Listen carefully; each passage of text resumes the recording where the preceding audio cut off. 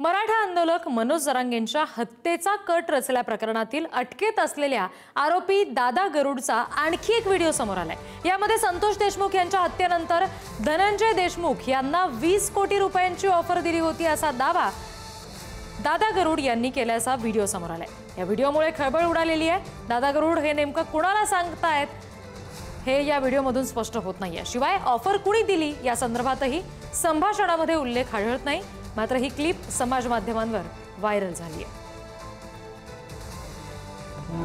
बोडगाडी शासकीय संतोष जाधव म्हणून ते आम्ही गेलो त्यावेळेस 20 कोटी रुपये देतो मला। मग धनंजय भाई म्हणले सूर्यदत्तच्या घरी आता म्हणून कोणा यांच्या पैसे तिथे आलो नाही मला ते कोणाला सांगू एवढी मोठी गोष्ट सूर्यदत्तला तरी गेलो मी त्यांच्या घरी गेलो मला असं आहे त्यांनी 1 वाजता रात्रीच्या धनंजय देशमुखला बोलून घेतले त्यांच्या साडूला त्यांना ते म्हणले आपण याला गुंतवूनच टाकू कॅमेरा ते म्हणलं काही अडचण नाही। मग धनंजय देशमुख तरी मला इथं पटत नाही यांचं नाव घेतलं मी येणार नाही मला आपण याला सांगू तेव्हा मी येणारच नाही।